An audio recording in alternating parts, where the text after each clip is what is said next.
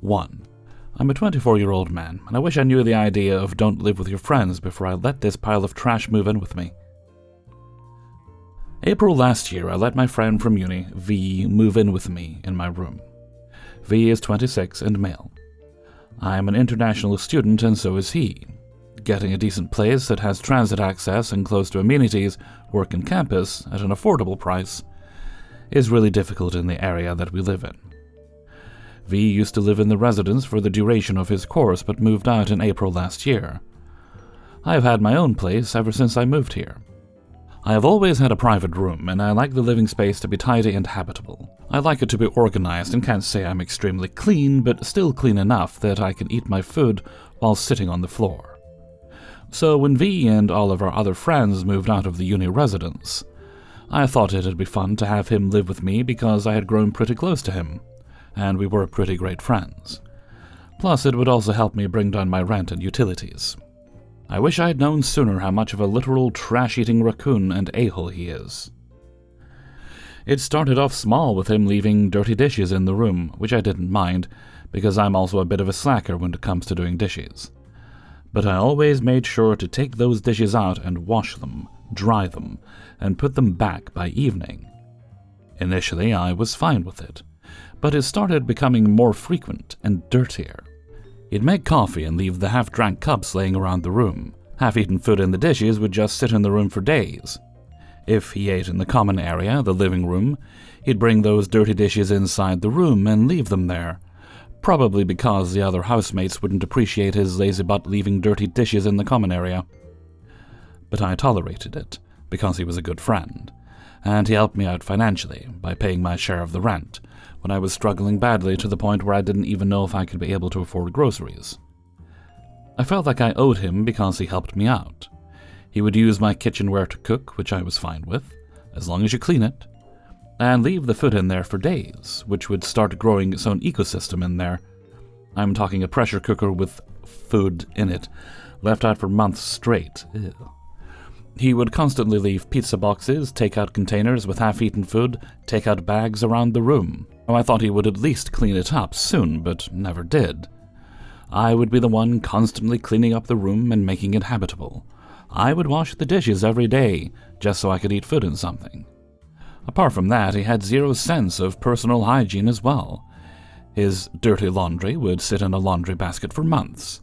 He wouldn't shower for days. He would never change the sheets or even his pillowcases.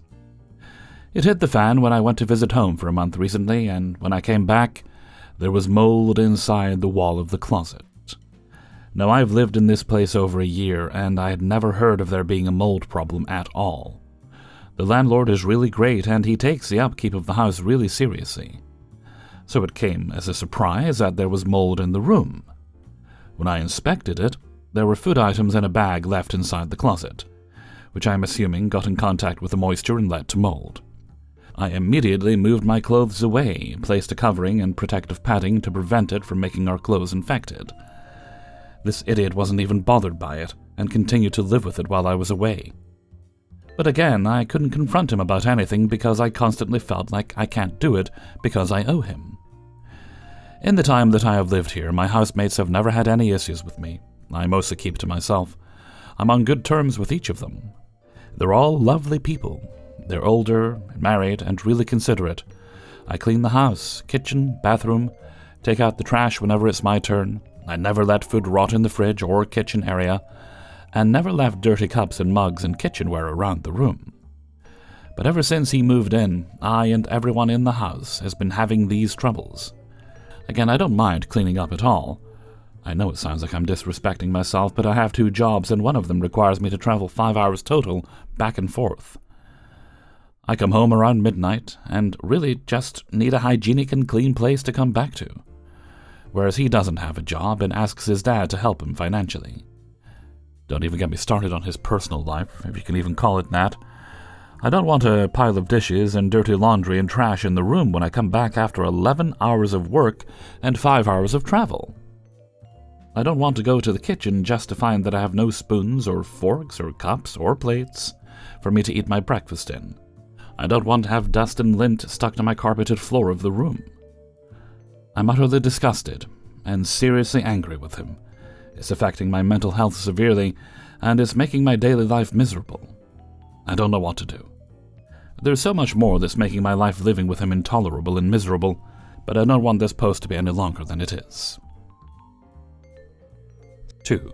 I'm a 20-year-old woman and recently started living with another girl, 21, in a college apartment building. We each have our own private bedrooms and share the common areas. Recently, she lost $200, and ever since she's been repeatedly asking me about it, basically hinting that I took it, even though I have no idea where it went. This isn't the first time she's falsely accused me of things either. She's blamed me for leaving trash on her stuff and other random things I genuinely didn't do. It's important to mention she lives here with her girlfriend, who is not on the lease. They're both white females and they fight constantly. I'm talking every single day, screaming at each other, using racial slurs like the N-word, throwing things, and getting physically violent. Their fights have even led to some of my belongings getting broken. Because I'm a computer science major, I often record demos for my projects for class, and unfortunately, some of my recordings have their screaming and fighting clearly captured in the background. So it's not just my word, I have audio proof of how bad it gets. It even cost me an internship. I was in the middle of an important interview when one of their fights broke out so loudly that it completely derailed my call and I lost the offer. After that, I politely asked them if they could please keep it down, and ever since they've been acting cold, passive-aggressive, and nitpicking everything I do. I've tried not to react. I keep to myself, but today was my last straw. She texted me again about the missing $200, even though she's already asked me multiple times. At this point, I honestly feel exhausted and confused about how to even handle this anymore. So am I in the wrong?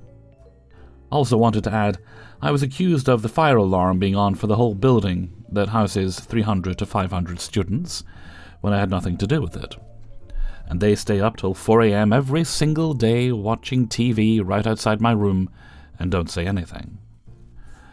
I slept over and drove an hour and a half-ish to my parents because things at the apartment were tense and they were fighting with me on everything, so I just didn't sleep there that day. Texts, today 2:10 a.m. Can you please be quieter? It's late. What do you mean? I went to go put a plate outside. I get it, but it was a plate. Today, 10:46 a.m. The fire alarm, the banging on the closet. Huh? I'm really confused. How can I make the fire alarm go off? Oh. I get I called you guys out for fighting the other day, but going out of your way to call me out like this is crazy. I mean, hey, I didn't say anything about yesterday morning. I wasn't even here. I slept over at my mom's house. I don't know why you're doing all this. Nah, I heard like banging on the walls and screaming yesterday morning around 11-ish before I left. I know I'm not tripping. You are? I don't want to fight, so I'm not talking about this anymore. And you didn't take my money too, right? You're nuts. Why would I take your money? The difference is I own my stuff. Edited for cursing. What does that mean? I heard the whole convo yesterday about you breaking something in your room. What are you talking about? Wild. I'm so confused right now. Since I broke something, I stole your money? What does that even mean? No, I'm just saying, like, making me feel crazy for mentioning something that I heard is wild. What did I break? I'm so confused right now. Oh, God, I didn't break anything. Oh, okay. I lost something that I was looking for around 2-ish, and I was a bit panicked about it, if that's what you're talking about. But I didn't break anything. I'm confused. Okay, it's fine. How does that correlate with your money being lost? You can ask the school building, too. I was looking for a set of keys I lost, and my mom called, too, to check if I left it in my old apartment. I shouldn't have to explain this to you. It's all good. I really don't want there to be issues. I agree, but you just accused me of stealing your money. But I agree. I just wanted to ask, it's just discouraging because I only work like 2 days a week and my tips are in cash, so I literally had no money for a week. But if you say it wasn't you, I believe you. You haven't been very nice to me about it, though, but I get it. It's money. I know. It's just been hard. I do apologize for accusing you. Honestly, I won't bring it up again. It's just that when something like that happens, I want to check all my boxes. I want to move out because, seeing how they fought and how aggressive they've both gotten with me, I'm concerned for my safety. Hellfreezer's note: if you have those recordings, you have to report them for the constant fighting and the accusations. But if you do have the option of moving out, that should probably be your focus. Get out of there, get into a better situation where you don't have to deal with psychos. 3. So my partner and I'm 26 female, partner's 24 male, have lived in a 2-bed for almost 1 year with our 2 roommates, 21 female, 24 male, who are also a couple. My partner and I briefly mentioned a few months ago that we'd like to have our friend move in with us, or live together, soon. Said friend has come over a handful of times and went to college with the 21-year-old woman, and I. Initially, living with the roommates was fine, until my partner and I realized we were the ones doing all the cleaning and basic chores. We live on the 2nd floor, so taking the trash out is a bit annoying, but the roommates keep leaving full bags by the door, rather than just taking it out. And we have a cat who will and has ripped open the trash and made a mess of it in the living room. I've never once seen them sweep or mop the living room, kitchen, or bathroom. They don't clean the bathroom except for the inside of the toilet when one of them takes a massive crap. Rather than taking hair out of the bathtub drain, they'll either leave it or put it on the bathroom wall. Ugh. There have been pimple patches left in the bathroom sink, and floor and kitchen counter. My partner and I do all of the dishes, mainly because we share cookware and utensils. I tried letting the dishes pile up for a couple of days to see if they'd take care of them, but nope. They leave empty food containers and trash on the kitchen counters, moldy food in the fridge, and never seem to clean up after themselves. Once we had a maintenance man come to the apartment to deal with a broken heater, and he needed access to their room. I had to call them to wake them up because they didn't reply to my messages, even though we had all expressed being cold as hell in the middle of winter with no heat, and that someone was coming soon to take a look. They asked me if I could tell the maintenance fella to wait a bit longer because they needed to clean up some stuff, I'm assuming a bong or something. They ended up taking out 2 full trash bags from their room and leaving. After making the heat guy wait, the maintenance dude fixed whatever, came out and said, "Hey pal, you missing any dishes?" Because they had stacks upon stacks piled in there. I don't care what their personal room looks like, but we had been missing shared forks for like 3 weeks. We never hang out with each other, and the living room is basically just untouched, aside from the cats sleeping on the couch. We've also never had a direct conversation about the cleanliness, other than me asking over and over if they'll buy toilet paper, paper towels, trash bags. Which always in turn just ends with them going, "We're going to be better at picking up. So sorry about this. We've really been slacking." Yet it hasn't gotten better. I've known the girl for 6 years. Our parents live right down the road from each other, and we used to hang out a lot during COVID. She's really nice, and I do consider her a friend, which is why I'm having this conflict. The conflict. I brought up to them that our friend will be needing a new place to live soon, and that it would be great if we wanted to split rent for a 3-bedroom. The roommates replied saying that it's a stressful decision to make, and that they needed to think about it because they were so stressed about it. So I come up with a list of options which include, we all try for a 3-bedroom, I provided links to nearby places, my partner and I could try for one of the 1-bedrooms while Fran takes our spot and roommates could stay. Not ideal for Fran because he has seen the mess they leave. The roommates could try for one of the 1-bedrooms, and Fran moves in with partner and I. Or we let the friend crash here for a bit to get him out of his crummy situation until we can figure some things out. Not ideal for anyone at all. The reply I got was that they needed to think about it, but that a 3-bedroom would financially be best. So I set up some viewings at a couple of places and told them when we could all go see them together. Radio silence. My partner and I went alone to go look at these places.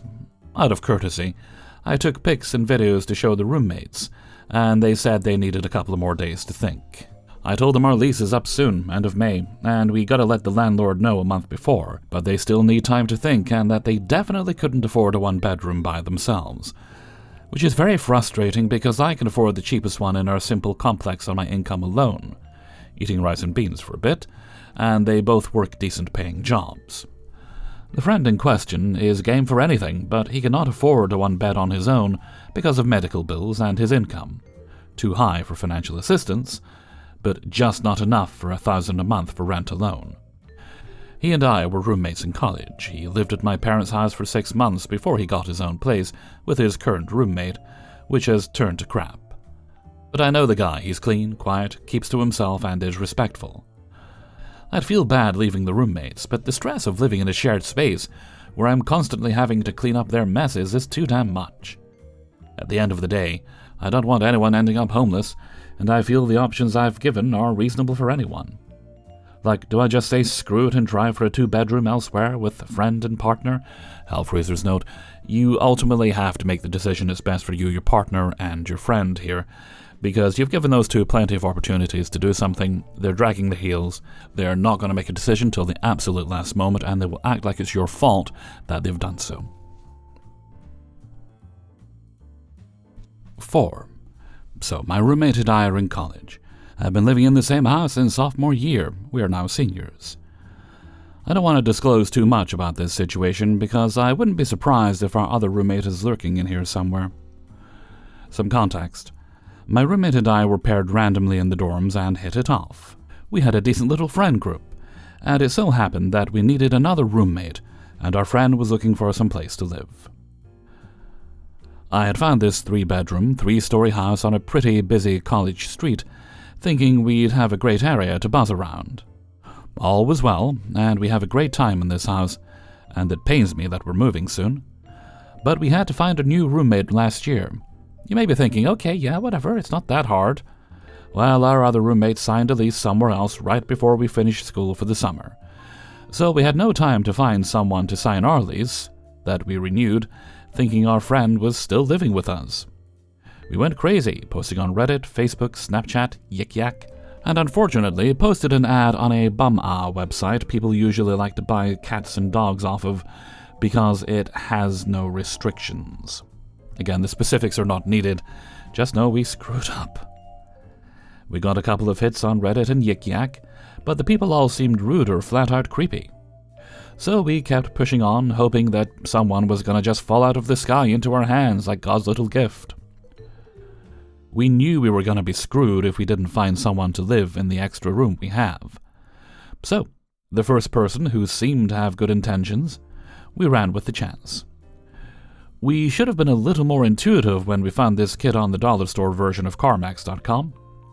For privacy reasons, I will refer to the people in this story as Danny, the original roommate, Brad, the new creepy roommate. The first red flags should have been when it was ready for Brad to move into our house and demanded we had our stuff moved and situated for him to move in by whatever date. I'd have compromised with this if it weren't for the fact that every time we had spoken, I had given him the same date for when I'd be able to move our stuff around so that he could move in. For more context here, Danny and I had to move rooms because our other roommate left. Obviously. But we were both working out of state and couldn't be at the house to have everything moved before this certain date, which is the date we told Brad. The way the lease worked is that we signed months prior with our deposit and paid first month's rent one day, then couldn't move in until 2 weeks after the date we paid first month's rent. For example, we paid rent on October 1st and couldn't move in until October 15th. This is the same for Brad, and the date that we had agreed on would have been the last day he'd legally be able to move in, according to the lease. Dude had already signed the lease, so I was trying my best to be accommodating, but he just wasn't being respectful of basic human boundaries. After I had told him we weren't able to get him into the house sooner than the date specified on the lease, and was mentioned in every single written text and or email I had ever sent him, he proceeded to ask something that just didn't sit well with Danny and I. Can you just give me a key and I can go in and move all of your stuff? I'm sorry, what?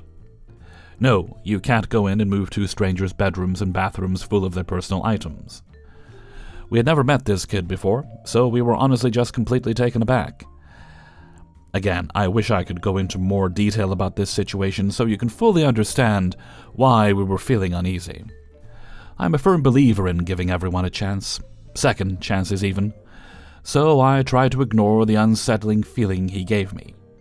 I got to the house on time, and thankfully with the help of my amazing family, I was able to move both mine and Danny's stuff into our new respective rooms. It sucked. I had to clean up after the roommate that ditched us as well as Danny's, because they weren't there to do it themselves. I don't know what it was, but good grief, I just can't touch other people's nasty bathrooms, so it took a lot out of me mentally. Anyways, the next day, Brad shows up with his parents to help him move in.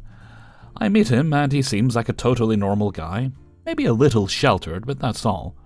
Our parents get along, and his seems super chill, so again, I'm like, wow, this is going to work out fine.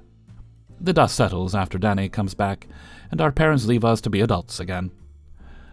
The first couple of weeks were fine. Danny and I had fallen back into our regular routine of taking care of our dog, going to class, smoking after class, and going out on the weekends. We aren't party animals or anything, but like to get out with our friends and enjoy our time as college kids, before one day we're inevitably getting housed down in the senior center for crapping our pants. We had some time before classes started, and had people over occasionally, and hit up downtown. We always try to invite Brad, because we like to make new friends, and obviously we want to know the stranger living in our house. He does not bite, not once. He makes absolutely no effort to get to know anything other than our first names, which is ironic because dude literally moved into a fully furnished, well-taken care of house, and doesn't even have the respect to hold conversation with the people he's basically bumming off of. He doesn't clean, pick up after himself, and just doesn't contribute to the house in any way, shape, or form. After a week and a half, we start classes again. Danny and I are full-time students who work part-time jobs. We don't really do anything other than go to class, walk the dog, study, and go to work. Very basic and demanding schedule, so the less we have to do around the house, the better. We already have to clean up after ourselves and our pet, so we were not looking to take on the responsibility of another lazy roommate. Lo and behold, this kid is the bane of our existence. He's literally a barnacle, ugly, parasitic. We started to notice that he was not going to classes. He was not even leaving our house during the day, or his room for that matter. Every night he'd leave and go buy a 30 rack of whatever the cheapest beer was. For about a month he was working and going to the gym pretty frequently, so we thought, whatever, at least he's doing something. But then he just didn't do anything at all. To this day he does nothing. He's never used a vacuum, used a bleach under the sink, washed a dish. He just leaves them for us, or puts one dish in the dishwasher and starts it. We pay for utilities. This is important, I promise. We swear he messed with stuff just to be petty for whatever reason. It's the coldest day of the year, minus 13 degrees in the mountains, windy, snowy, and way too icy to even leave our area. We have the heat on 70 because the basement typically stays cold, and we needed to keep the pipes from freezing. Danny and I pay most of the bills, so we try to be frugal when we can, but this was unavoidable. We had space heaters on, every window and door was sealed. We were as snug as bugs in a big old rug. That night, when we were shutting off the space heaters and going to bed, I had double-checked the thermostat to make sure the heat was on and at a good temp for the night. It was fine, so I go to bed and try to brace myself for the bone-chilling walk to class the next day. Well, to my damn surprise, I wake up shivering like I've never shivered before. I'm only in my skimpies, man. I was supposed to be all snug in my rug. I'm rightfully angry and confused, stumble down to the living room to take a little looky at the thermo. Off? The bloody heat is off. I panic, run to every faucet, and try to turn it on to no avail. I walk the dog in defeat and feed her dry kibble with an attitude. I basically break into Danny's room, sputtering how we're screwed, the heat's off, and all the pipes are frozen solid. They have no idea what I'm talking about, and I look like I'm playing a messed-up game of charades. Once the point was finally across, Danny also panics. We sit together and make a maintenance call with our tails tucked between our legs. We get the pipes fixed. We start scheming ideas of how this happened. When we remember, we both saw Brad walk in with a bottle of liquor and a 30 rack the day before, heard him falling all over the place, as well as heard him literally peeing out his bedroom window because he's too lazy to walk to his bathroom. Gross, dude. I saw him drunkenly rip open his bedroom window while walking the dog that night, so it had to have been him. I mean, there's nobody else living in the house, so who else could it have been? It was a school night. It's not like Danny or I were getting into anything more than sharing a bowl. This drunkard got so hot on the coldest night of the year and decided to shut off the heat. There have been many weird things like this that occurred frequently. He had often taken our alcohol and food without asking. We tried being nice and cordial about everything, asking nicely not to touch the thermostat. Please don't run the dishwasher with one dish in it. Please ask us to eat or drink our stuff. We're more than happy to share whatever, as long as you ask, and not just take whatever you want. We're paying for our stuff out of our own pockets. We're college kids, broke as hell. I'd love to not care about what's happening with the stuff I'm paying for, but I'm broke. Neither Danny or I come from money, so the fact that this entitled rich kid has the audacity to take our stuff without even being a respectful human being is crazy. One time, I had a feeling he was the reason we were running out of laundry detergent so fast. So I took it upstairs when he asked me to take my clothes from the dryer, and watched him have to get in his car and drive to go buy his own so he could finish his laundry. Did he ask? No. Did he ever replace the stuff he stole or used? Never. He also doesn't use the kitchen garbage or anything. He keeps all his garbage in his room to sit there and rot with all his beer cans. The house smells like someone's feet. There's always some sour smell lingering in the common areas, because his room is on the same floor as them. We had to figure out a way to ask him to reduce his waste production, because he was filling the garbage cans I pay for the day after they'd get picked up. So Danny and I weren't able to take out the kitchen garbage or any of our bathroom garbages, because both the recycling and garbage cans were full of his crap. I totally get it. I gave him ideas and options, like I have every time we've brought up our concerns with him, and he's just done nothing. He usually walks around mumbling to himself and always just seems ticked off at something. I have caught him on our doorbell, kicking my dog's toys off the porch, kicking food or tipping water I leave out for the strays, completely ignoring our landlord knocking on the door. There's a grocery list. I ask him 3 times to clean his bathroom and the bathroom in the basement that only he uses before our landlord showed our house to interested renters. I stopped asking and let it go, started listening to the people touring our house gag and comment on how gross it is. Not only is it embarrassing, it's frustrating to act like some 22-year-old's parents. A 30 rack a night is not cool, dude, especially when you're neglecting everything around you. These were 2 times it really just messed with me and Danny. One day, I was very loudly but nonchalantly complaining about the mess that Brad had left and how nasty the stuff was that I had to clean up. It made me feel good. Don't hate me. I know it's childish, but nothing else was getting through his thick head. The next day, I walk in from class, and there's a book on the kitchen table. Serial killers. Nah.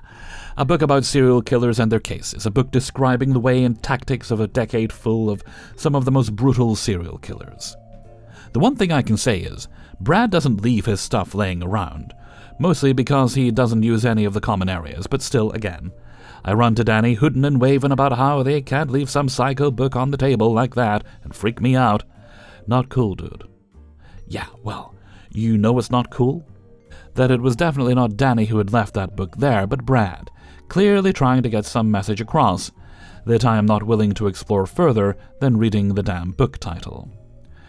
Needless to say, to Danny, I started locking our doors. I don't remember if this was before or after the stupid book, but Brad did another crazy thing. Danny and I were making our dinner one night, bouncing back and forth between the kitchen and living room. Obviously the dog was hanging out with us, and we're playing with her in between shooting the breeze and cooking. Well, at some point, Danny and I were just waiting for our pasta to boil, so we're reading things on our phones, just sitting in comfortable silence. I didn't notice for a minute, but the dog was staring down the basement stairs with her tail tucked between her legs. Weird. She's a very confident dog and has never been scared of anything. I keep checking on her between memes on my feed, really just letting her do her thing, so I can maybe understand why she's acting like this. After my normally happy-go-lucky dog growled for the first time in her life, I decided to get a Snapchat video of what was happening for some sort of documentation. I don't even realize that what she's growling at is in the video. I type a little rant on the video about how I think she's upset about our weird roommate because she's staring at his door. I'm looking at my phone for at least 3 minutes before I sit up and try to get a better look at what's going on. I see fingers under the door. Human fingers, not moving, not doing anything. Just stuck, shuffling and whispering before, but didn't think anything of it. That's a part of having roommates. That means this kid is on his hands and knees in a pitch-black room with his fingers under his door, pss-pss-pss-ing my dog like a cat. The best part, I have a video of it that I recorded accidentally. 5 minutes prior, how long had he been doing this? The whole 15 minutes the dog was acting weird. I don't know if there's something off about this kid. Yeah, there is, or definitely is. Or if I'm dramatic. There's a lot of other things that I'm not gonna get into, like hoarding beer boxes and trash. We tried being friends with this kid, inviting him out, inviting him to hang out with our friends, participate in block parties. There was never any interest from his side. We tried to be reasonable, and I feel bad sometimes, but I'm also trying to remind myself that no one should have to ask for basic respect. We're adults, and if you can't act like one, you shouldn't be here. I really don't understand how this kid didn't go to any classes the whole year of being here, and when he did, it was never constantly. Thankfully, we only have 2 months left in our lease, and we already signed a lease for a nice little place closer to downtown. Would like to hear other opinions, though. Also, disclaimer, I have no way of contacting his family, and even if I did, what could I say? Hey, your son is actually an alcoholic and has us fearing for our safety. I guarantee that they would not be happy with me, and God forbid, he tricks them into believing he's not and nothing is done. I don't need him directing his hate for the world onto me. Me and Danny are just trying to deal with it until we can move into the new apartment. Hellfreezer's note, what you want to do in response to the book thing is leave a copy of Good Housekeeping out for him to find. Or a copy of the book How to Catch a Killer by Catherine Ramsland. You know, just to mess with him a little bit. However, if you were able to get a hold of his parents, I wouldn't do it until you were ready to leave. It's only a couple of months, I'm sure you can deal with it until then.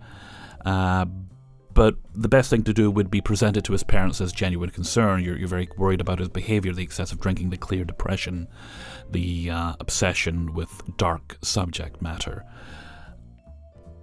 Saying that maybe they should check on him, make sure he's alright. Y'all are really, really worried. But the new place sounds like it'll be better and you don't have to deal with him anymore, and then he'll be someone else's problem. Good luck with it. 5. We moved together after knowing each other for about a year. We got along pretty well, and didn't spend much more than 5 hours hanging out with each other. She had a little bit of anger issues, but nothing that I didn't see being unreasonable. Keep in mind, we're both trans, we're both passing. If you don't know what that means, look it up. Anyway, we moved from one big city to a smaller one, and we found out it was pretty chill here. I continued being myself, having my own jokes, but a lot of internalized transphobic jokes that she kept saying, that I thought was ironic, turned out to be quite serious. I told her I didn't really like that, and I set that as a boundary which she didn't respect. She kept pushing it. I finally gave her a massive warning. Not a threat, but a warning. I'm guessing she's not used to being stood up to, because she's always the one getting crap from everybody. She blocked me on everything, and every time she wakes up, she stops all the time. I contacted the landlord, and I had to apologize on her behalf for her having anger issues. During some of our conversations, she's genuinely wished death on people who wronged her, even if it's something petty.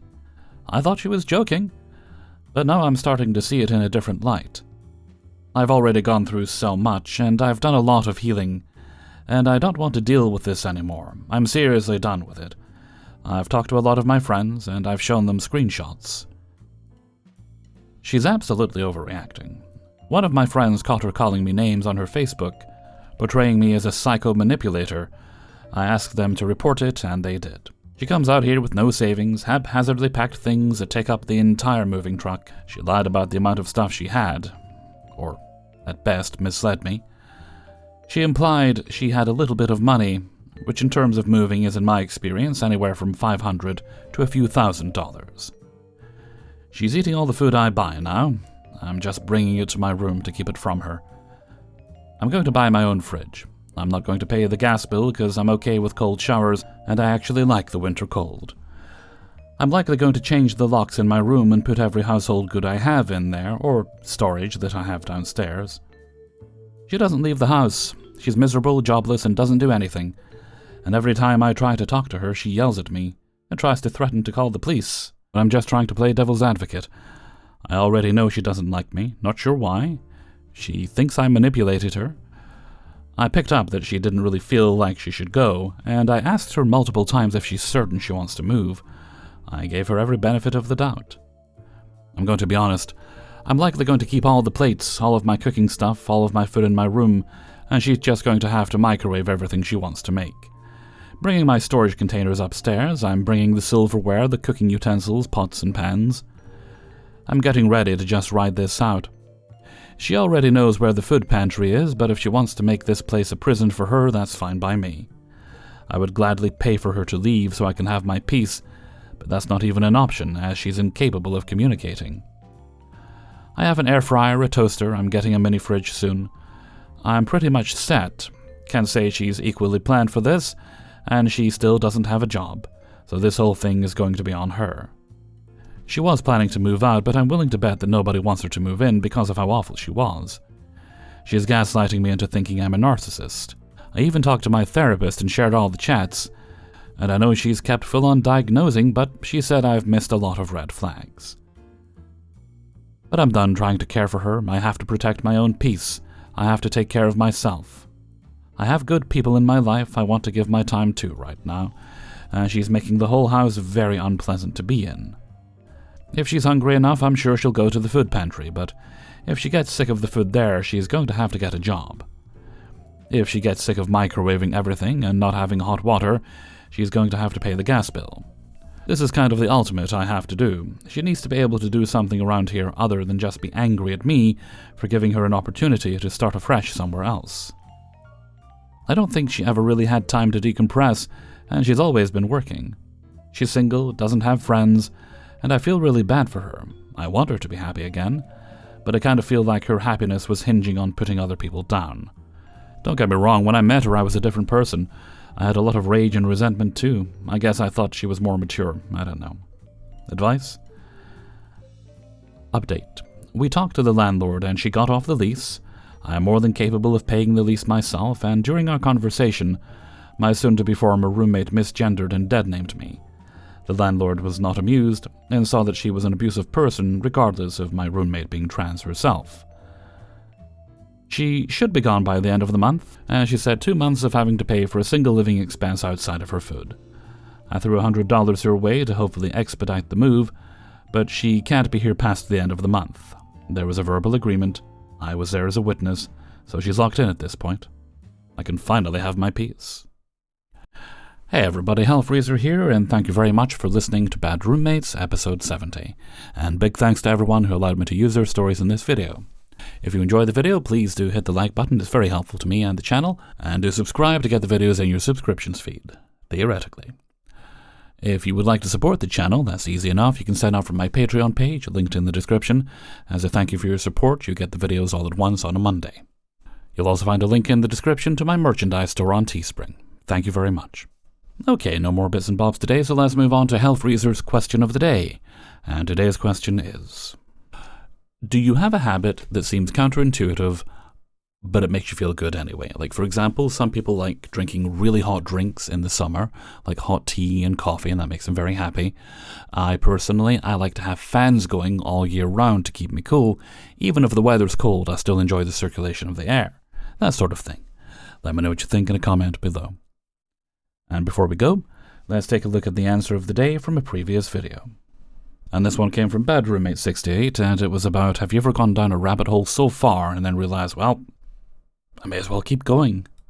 And today's answer comes from, let's see, Kathy Beckford. There used to be a site called Crossing the Hooniverse that had every classic Doctor Who, even those that just had the sound with stills for the scenes.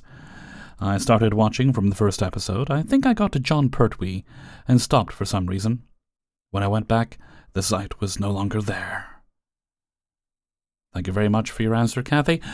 Probably because of the piracy. However, if you're in the UK, the full back catalogue of classic Doctor Who is up on the BBC iPlayer, and I think possibly internationally it's on BritBox. It used to be, I'm not sure if it still is, but I know it was at one point. And with that, I'm going to head off for now. So until next time, thank you very much for listening, and take very good care of yourself.